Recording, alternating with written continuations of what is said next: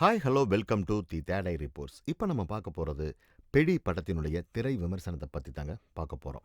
புச்சி பாபு சனா இயக்கியிருக்கிற இந்த திரைப்படத்தில் ராம் சரண், ஜான்வி கபூர், ஜெகபதி பாபு, சிவராஜ்குமார், திவேந்துலு, பொமன் இரானி, டரக் பொன்னப்பா, ரவி கிருஷ்ணன், உபேந்திர லைமான்னு பலர் நடிச்சிருக்கிறாங்க. இந்த படம் ஒரு பேன் இண்டியா படமாக ரிலீஸ் ஆகிடுக்குன்னு சொல்லலாம். ஸோ வாங்க இப்போது இந்த படத்தினுடைய கதை என்னன்னு பார்க்கலாம். இந்திய சினிமாவில் விளையாட்டுக்களை மையமாக வச்சு பல படங்கள் வந்திருக்கு.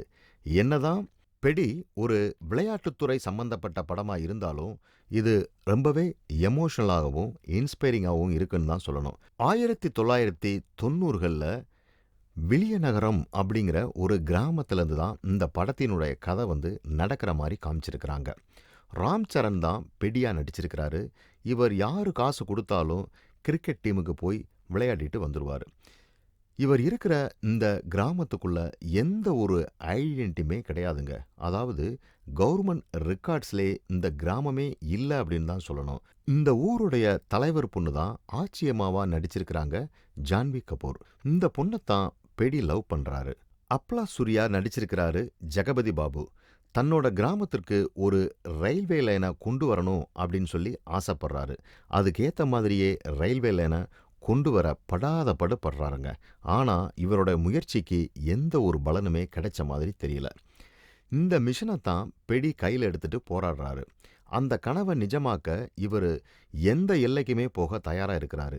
அப்போதான் அவர் கற்றுக்கிட்ட ரெஸ்லிங் கிரிக்கெட்டில் இவருக்கு ஸ்போர்ட்ஸ்மேன்ஷிப்னு எல்லாமே இந்த ஜேர்னியில் கை கொடுக்குதுன்னு சொல்லலாம்.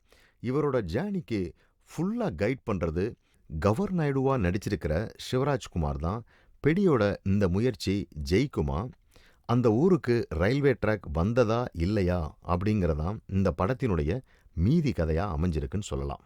இந்த படத்தில் நடிச்சிருக்கிற ஆக்ட்ரஸோட பெர்ஃபார்மன்ஸை பார்க்கும்போது ராம் சரணோட நடிப்பை பற்றி பேசியே ஆகணுங்க. ஃபிசிக்கலாக இருக்கட்டும், எமோஷ்னலாக இருக்கட்டும், ரெண்டுலேயுமே ராம் சரண் ரொம்ப அருமையாக நடிச்சிருக்கிறாரு. இந்த கேரக்டருக்காக இவர் போட்டிருக்கிற எஃபோர்ட் எல்லாமே ரொம்ப பக்காவாக படத்தில் தெரியுதுன்னு சொல்லலாம். இவர் வரக்கூடிய சீன்களில் எல்லாமே ரொம்ப சூப்பராக இருந்ததுன்னு சொல்லலாம். ஜெகபதி பாபுவோட ரோல் ரொம்ப எமோஷ்னலாக இருக்குது. அது மட்டும் இல்லைங்க, ஊருக்காக இவர் செய்கிற ஒவ்வொரு விஷயமும் நம்மளை ரொம்ப நெஞ்ச வருட வைக்கிற மாதிரி இருக்குன்னு சொல்லலாம்.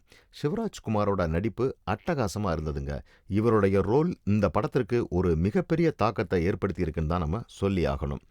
இந்த படத்தினுடைய டெக்னிக்கல் ஆஸ்பெக்ட்ஸ்னு பார்க்கும்போது ஏஆர் ரஹ்மானோட இசை மற்றும் பாடல்கள் ரெண்டுமே ரொம்ப எக்ஸலண்ட்டாக இந்த கதைக்கு செட் ஆயிருக்குன்னு சொல்லலாம். அதே மாதிரி சினிமாட்டோகிராஃபர் ரத்னவேலுவுடைய கேமரா அவுட்புட்டும் ஃபென்டாஸ்டிக்காக இருக்குன்னு தான் சொல்லி ஆகணும். ஹீரோவுடைய ரெஸ்லிங் சீன்ஸாக இருக்கட்டும், கிரிக்கெட் சீக்வன்ஸாக இருக்கட்டும், ரெண்டுமே ரொம்ப அருமையாக கேமராவில் பதிவு பண்ணியிருக்கிறாருங்க. இந்த படத்தினுடைய எடிட்டிங்கும் ஷார்ட் அண்ட் ஷார்ப்பும் ரொம்ப எக்ஸலண்ட்டாக பண்ணியிருக்கிறாரு எடிட்டர். கமர்ஷியல் மூவிக்கான எல்லா எலமெண்ட்ஸையுமே கொடுத்து ஒரு நல்ல சோசியல் மெசேஜோட இந்த படத்தை கொண்டு வந்திருக்கிறாரு டைரக்டர். ராம் சரணுடைய அதிரடியான நடிப்பு, இன்டென்ஸான எமோஷ்னல் கிளைமேக்ஸ் சீன்ஸ், ரொம்ப இனிமையான பிஜிஎம்னு எல்லாமே இந்த படத்திற்கு ரொம்ப சிறப்பாக அமைஞ்சிருக்குன்னு சொல்லலாம்.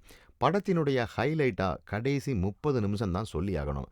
கண்டிப்பாக இந்த சீன்ஸில் ஆடியன்ஸுக்கு ரொம்ப எமோஷ்னலாக இருக்குங்க. ஒரு நல்ல கதைக்களம் தான் இது. ஸோ மிஸ் பண்ணாமல் உங்கள் ஃபேமிலி மற்றும் ஃப்ரெண்ட்ஸோட போய் இந்த படத்தை தியேட்டரில் பார்த்து என்ஜாய் பண்ணுங்கள். இந்த மாதிரி சினிமா செய்திகளை உடனுக்குடன் தெரிந்து கொள்ள தி தேடை ரிப்போர்ட்ஸை பாருங்கள், கமெண்ட் பண்ணுங்கள், சப்ஸ்கிரைப் பண்ணுங்கள், மறக்காமல் லைக் பண்ணுங்கள், ஷேர் பண்ணுங்கள்.